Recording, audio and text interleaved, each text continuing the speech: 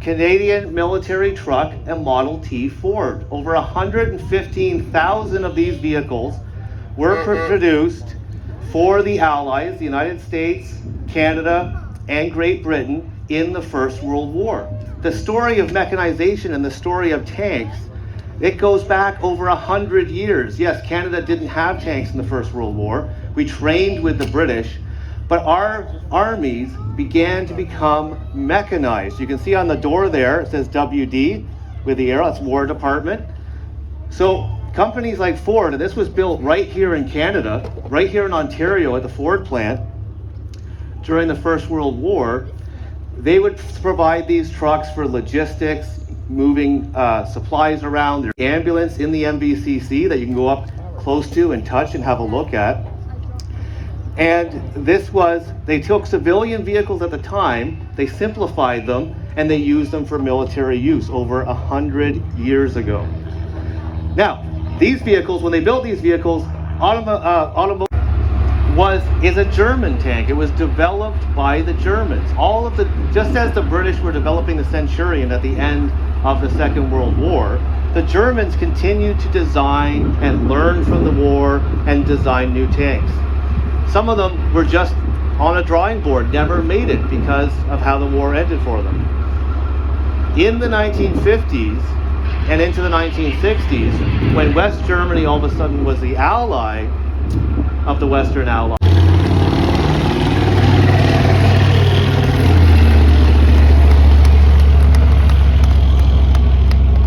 is working with our local partners to design and engineer a device so that those with disabilities, either those wounded in combat or those with disabilities that don't allow them to get into our military vehicles, this device, which we have a prototype now, will actually lift people up and let them.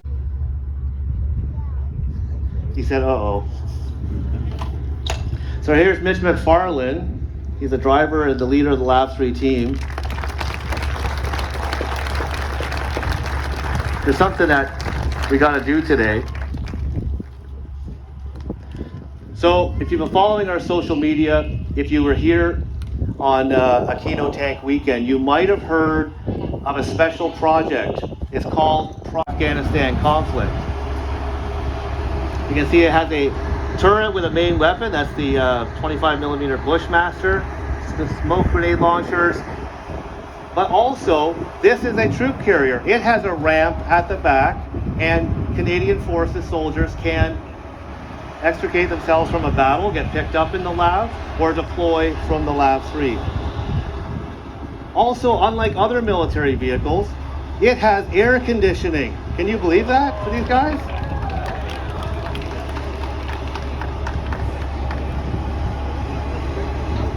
Now actually, I'm just going to ask the driver to dismount.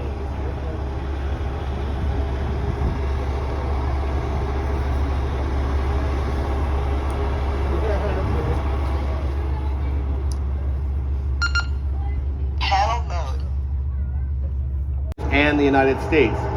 Once again, this isn't your grandfather's M113. What's different about it? Look at the track. The track is made of rubber. That's why when it went by, you didn't hear that clickety-clack. So it's a quieter vehicle. The track actually has 400% life over the traditional steel and rubber padded track. And here's the great thing. This track is called Susi track. It was developed and made in Quebec, Canada. It's a Canadian invention that is now on military vehicles all over the world.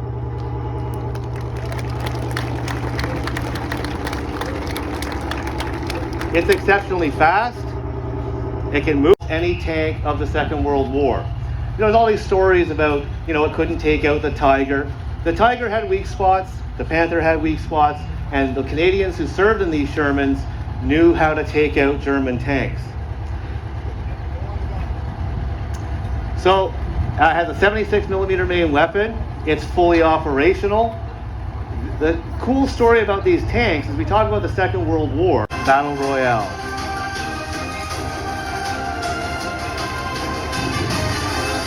And 60, move up to me.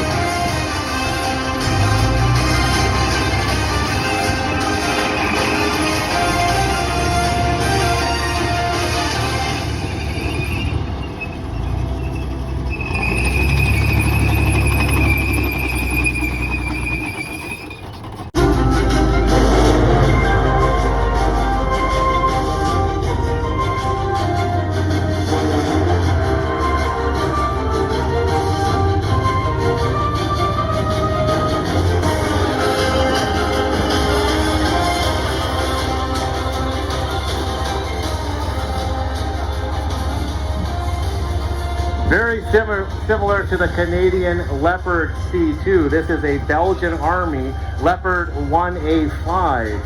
As I said, still used just like the M60 by allies all over the world as a main battle tank. Where are the strengths of the Leopard? Obviously, its speed. It is 10 tons lighter than the American M60. So it does not have that strong armor. Its strongest armor is on the front, but can be penetrated if there's a good hit. The weapon, they're perfectly equal. It's a 105 millimeter main weapon. So when it comes to firepower, they're both evenly matched. So